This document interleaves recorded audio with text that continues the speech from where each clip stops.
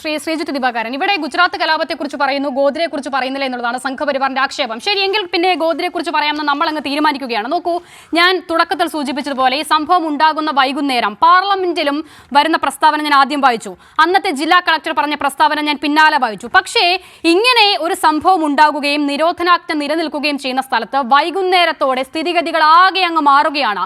മുസ്ലിങ്ങളുടെ ഉടമസ്ഥതയിലുള്ള 40 അനധികൃത കടകൾ അനധികൃതമെന്ന് ആരോപിച്ച് പൊളിച്ചു മാറ്റുന്നു. പാകിസ്ഥാന്റെ ഇന്റർ സർവീസ് ഇന്റലിജൻസ് ആണ് ഇതിന്റെ പിന്നിലുള്ളതെന്ന് പ്രഖ്യാപിക്കുന്നത് നരേന്ദ്രമോദി, അന്നത്തെ മുഖ്യമന്ത്രി. പിന്നീട് നടന്നതൊക്കെ ചരിത്രമാണെന്നുള്ളത് നമുക്കറിയാവുന്നതാണല്ലോ ശ്രീജിത്ത് ദിവാകരൻ. അങ്ങനെ ഗോദ്രയിൽ കത്തിക്കരിഞ്ഞ തിരിച്ചറിയാൻ കഴിയാത്ത മൃതദേഹങ്ങൾ ഗോദ്രയിൽ നിന്ന് അഹമ്മദാബാദിലേക്ക് വിലാപയാത്രയെ കൊണ്ടുപോകണമെന്ന് തീരുമാനിച്ചത് ഇതേ നരേന്ദ്രമോദിയാണ്.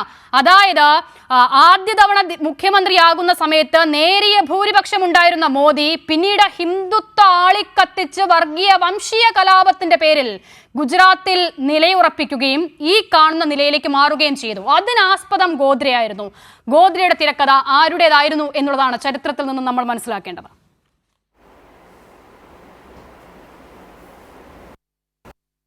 ഗോദ്ര നമ്മുടെ ഒരു റീസെൻറ്റ് മെമ്മറിയിലുള്ള ഏറ്റവും വലിയ ട്രാജഡികളിലൊന്നാണ്.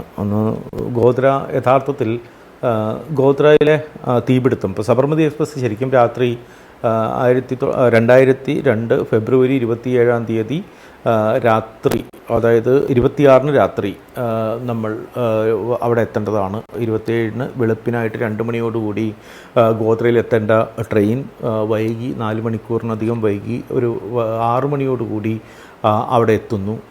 6 മണി എത്തുന്ന ട്രെയിൻ സ്റ്റേഷനിൽ നിന്ന് വിട്ടതിന് ശേഷം ഒരു തീപിടുത്തം ഉണ്ടാകുന്നു.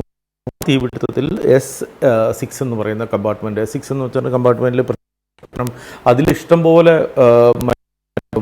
കർസേവകരുണ്ടായിരുന്നു. അതായത് ഇവിടെ നിന്ന് UP യിൽ നിന്ന് മടങ്ങുന്ന ഇഷ്ടം പോലെ ആളുകളുണ്ടായിരുന്നു. പക്ഷേ കുറവ് കർസേവകർ ഉണ്ടായിരുന്ന ഒരു മറ്റേ ബോഗിയായിരുന്നു S6.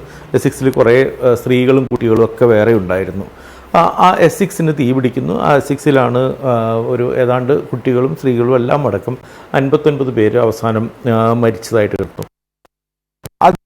ആദ്യം പ്രാഥമികമായിട്ടുള്ള എല്ലാ വാർത്തകളിലും എല്ലാ കാര്യങ്ങളിലും വരുന്നൊരു കാര്യമെന്ന് വെച്ചിട്ടുണ്ടെങ്കിൽ അവിടെ ഇറങ്ങിയതിന് ശേഷം ഗോദ്ര പലവട്ടം ഞാൻ പോയിട്ടുള്ള സ്ഥലമാണ്, നമുക്ക് പരിചയമുള്ള സ്ഥലമാണ്.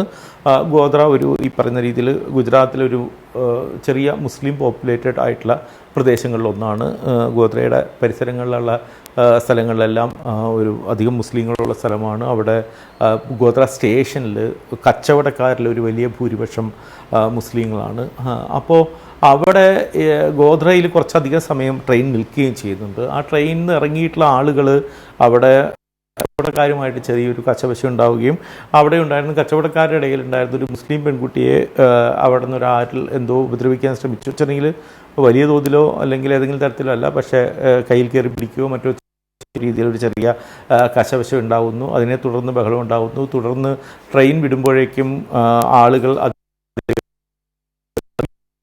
ട്രെയിനിൻ്റെ പുറകിലേക്ക് ഓടിച്ചെല്ലുന്നു. അപ്പോൾ ഇവരാരാണെന്ന് വേണ്ടിയിട്ട് ഓടിച്ചെല്ലുന്നു. പക്ഷെ അപ്പോഴേക്കും ഈ ട്രെയിനിൻ്റെ വാതിലും മുഴുവൻ മറ്റും അതിനകത്തുള്ള ആളുകൾ സ്വാഭാവികമായിട്ടും ഇവിടെ നിന്നുള്ള ആൾക്കാരെന്തെങ്കിലും പ്രശ്നം ഉണ്ടാക്കിയാലോ എന്ന് കരുതി അടയ്ക്കുന്നു.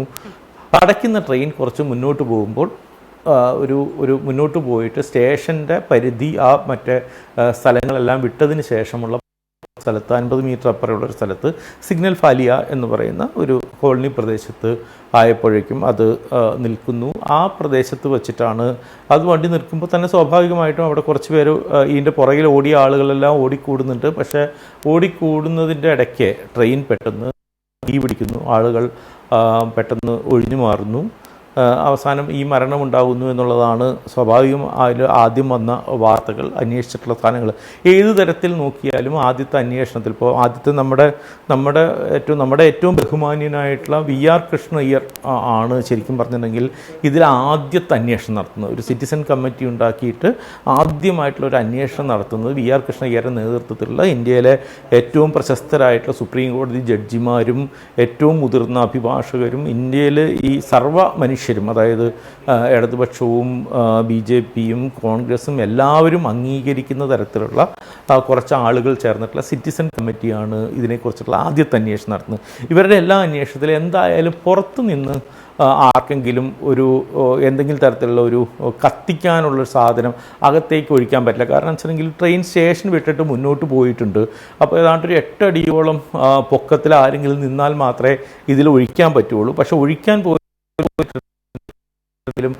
മറ്റേ ഈ മുഴുവൻ ഷട്ടറുകളും വാതിലുകളും അടച്ചിരിക്കുകയായിരുന്നു. അതുകൊണ്ട് പുറത്തു നിന്ന് ഏതെങ്കിലും തരത്തിലുള്ള ഒരു ശ്രമം അല്ല അവിടെ നടന്നിട്ടുള്ളത് എന്നുള്ളതായിരുന്നു ആദ്യത്തെ എല്ലാ നിഗമനവും. ഇപ്പോൾ ജയന്തി കളക്ടറുടെ കാര്യം പറഞ്ഞു. സ്വാഭാവികമായിട്ടും ആദ്യം റെയിൽവേയുടെ അന്വേഷണങ്ങളും ലോക്കൽ പോലീസിൻ്റെ സംഭവിച്ചിട്ട് പുറത്തു നിന്ന് എന്തെങ്കിലും തരത്തിൽ അവിടെ നിന്നൊരു കത്തിക്കാൻ പറ്റുന്നൊരു സാഹചര്യം അതിൽ കണ്ടതായിട്ട് ആരും പറഞ്ഞിട്ടില്ല. അതുകൊണ്ട് തന്നെയാണ് ഉച്ചയോടുകൂടി അന്ന് വിൻ്റർ സെഷൻ നടക്കുന്ന കാലമാണ്. അതുകൊണ്ട് തന്നെ വിൻ്റർ സെഷനാണോ ബജറ്റ് സെഷനാണോ എന്ന് ഓർമ്മയില്ല, ആ സെഷനിൽ പാർലമെൻറ്റിൽ തന്നെയാണ് വാജ്പേയി ഇത്തരത്തിൽ അതിലൊരു വേറെ തരത്തിലൊരു ഗൂഢാലോചന ഉണ്ട് എന്ന് താൽക്കാലികമായിട്ട് പറയാൻ പറ്റില്ല എന്നുള്ള മട്ടിൽ വാജ്പേയി റെസ്പോണ്ട് ചെയ്യുന്നത്. അതേപോലെ തന്നെ കളക്ടർ ജയന്തി രവി റെസ്പോണ്ട് ചെയ്യുന്നു. അന്ന് ഉച്ചയ്ക്ക് ഒരു 1:30 മുഖ്യമന്ത്രിയായിട്ടുള്ള നരേന്ദ്രമോദി രംഗത്ത് വരുന്നത്. അതിനുശേഷമാണ് ഏതാണ്ട് 2:30-3 മണിയോടുകൂടി ഈ സിഗ്നൽ വാലിയിലുള്ള കുറേ മുസ്ലിങ്ങളെ അറസ്റ്റ് ചെയ്യാനായിട്ട് ആരംഭിച്ചു. അങ്ങനെ അതിനുശേഷം ഒരു വൈകുന്നേരത്തോടു കൂടി ISI ആണ് ഇതിൻ്റെ പുറകിൽ നിന്ന് മോഡി പ്രഖ്യാപിക്കുന്നു. ബജ്രംഗ് ദളും VHPയും ഓൾറെഡി അന്ന് ബന്ദ് പ്രഖ്യാപിച്ചിട്ടുണ്ട്. അതിൻ്റെ കൂടെ തന്നെ നരേന്ദ്രമോദി കൂടി ബന്ദ് പ്രഖ്യാപിക്കുന്നു. ബന്ദ് പ്രഖ്യാപിച്ചതിന് ശേഷം പിറ്റേ ദിവസം ഗോദ്രയിൽ നിന്ന് ഏതാണ്ട് 150 കിലോമീറ്റർ ഉണ്ട് നമ്മുടെ അവിടുത്തെ തലസ്ഥാനമായിട്ടുള്ള അഹമ്മദാബാദിലേക്ക് മറ്റേ റോഡ് മുഖാന്തരമായിട്ട് ഈ മൃതദേഹങ്ങൾ കത്തിക്കരിഞ്ഞ എല്ലാമായിട്ട് പോരാനായിട്ട് തീരുമാനിക്കുന്നു. അപ്പോൾ VR കൃഷ്ണയ്യരുടെ റിപ്പോർട്ടിൽ VR കൃഷ്ണയ്യർ കൃത്യമായി പറയുന്നൊരു കാര്യം എന്ന് വെച്ചിട്ടുണ്ടെങ്കിൽ അതിനുശേഷമുള്ള ഗുജറാത്ത് വംശഹത്യയുടെ ഉത്തരവാദി ഗുജറാത്ത് മുഖ്യമന്ത്രിയായിട്ടുള്ള നരേന്ദ്രമോദിയാണ്. അദ്ദേഹം ഈ മറ്റേ കത്തിക്കരിഞ്ഞ മൃതദേഹങ്ങളുമായിട്ട് റോഡിലൂടെ സഞ്ചരിക്കാൻ ശ്രമിക്കുകയും ആ സഞ്ചരിക്കുന്ന സമയത്ത് മുഴുവൻ അദ്ദേഹത്തിൻ്റെ പാർട്ടിയിൽപ്പെട്ടതും അദ്ദേഹത്തിൻ്റെ പാർട്ടിയുടെ മറ്റ് ഘടകകക്ഷികളായിട്ടുള്ള ആളുകളും ചേർന്നിട്ട് ഒരു തരത്തിലുള്ള പോഗോമെന്ന് നമ്മൾ പറയുന്ന അല്ലെങ്കിൽ നമ്മൾ മറ്റേ വംശഹത്യ എന്ന് പറയുന്ന ഒരു കാര്യത്തിന് ആഹ്വാനം നടത്തുകയും ചെയ്തിട്ടുണ്ട്. ആ ആഹ്വാനത്തിൻ്റെ ഒരു തുടർച്ചയായിട്ടാണ് ഗുജറാത്തിൽ വംശഹത്യ അരങ്ങേറിയത്. വലിയ മറ്റേ തോതിലുള്ള ആളുകളുടെ കൊലപാതകം നടന്നിട്ടുള്ളത് എന്നുള്ളത് ശരിക്കും പറഞ്ഞിട്ടുണ്ടെങ്കിൽ ആരാണ് യഥാർത്ഥത്തിൽ ഒരു പ്ലാൻ ചെയ്തിട്ട് ചെയ്ത ഒരു കാര്യമാണോ കാര്യമാണോ ഒന്നും ഒരു തരത്തിലും തെളിയിക്കപ്പെട്ടില്ല. ഇത് കോടതിയിൽ വന്നിട്ടുള്ള സമയത്ത് 2 കാര്യങ്ങളാണ് അതിൽ എടുത്തു നിന്നിരുന്നൊരു കാര്യം.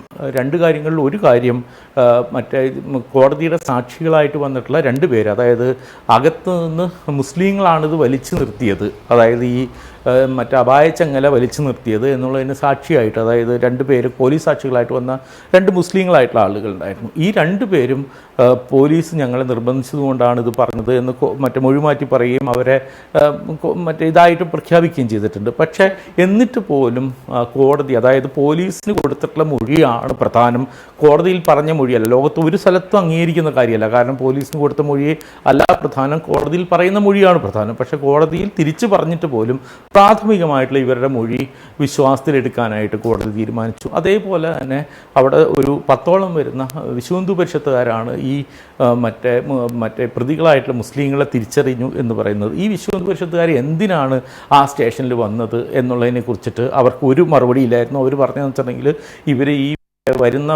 ദൂരിൽ നിന്ന് വരുന്ന കർഷകർക്ക് ഭക്ഷണവുമായിട്ട് അവർ പെട്ടെന്ന് എത്തിയതാണ്, അവർക്ക് വെള്ളം നൽകുക. അപ്പോൾ രാത്രി 2 മണിക്ക് യഥാർത്ഥത്തിൽ എത്തേണ്ട ട്രെയിൻ 4 മണിക്കൂർ വൈകി 6 മണിക്ക് എത്തുന്നു എന്ന് പറയാൻ ഇപ്പോഴത്തെ മാതിരി നമ്മുടെ ആപ്പൊന്നുള്ള കാര്യമല്ല അത്.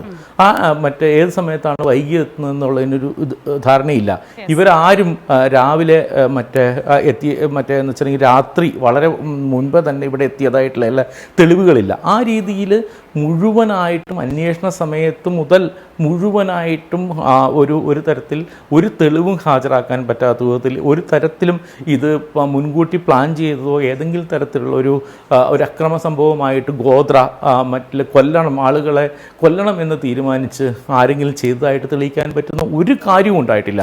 അതിൻ്റെ അന്വേഷണ കമ്മീഷനായിട്ട് മോഡി പ്രഖ്യാപിച്ച രാകേഷ് അസ്താന എന്ന് പറയുന്ന 1984 ബാച്ചിൽപ്പെട്ട IPS ഉദ്യോഗസ്ഥൻ ഇതിന് ചാർജ് എടുത്തതിന് ശേഷമാണ് ഇതൊരു മുസ്ലിം ആളുകളാണ് ഇത് ചെയ്തതെന്ന് ലോക്കലായിട്ടുള്ള മുസ്ലിങ്ങളുടെ പ്രവൃത്തിയായിരുന്നു ഇതെന്നുള്ള രീതിയിലുള്ള ഒരു വ്യാഖ്യാനം വന്നത്. ആ വ്യാഖ്യാനം മുഴുവൻ തെറ്റായിരുന്നു എന്നുള്ളത്. അവിടെ ഞാനൊന്ന് ഇടപെടുന്നു ശ്രീജിത്ത് ദിവാകരൻ. ആ നറേറ്റീവ് വന്നത് മുതലുള്ളതാണ് പ്രശ്നം.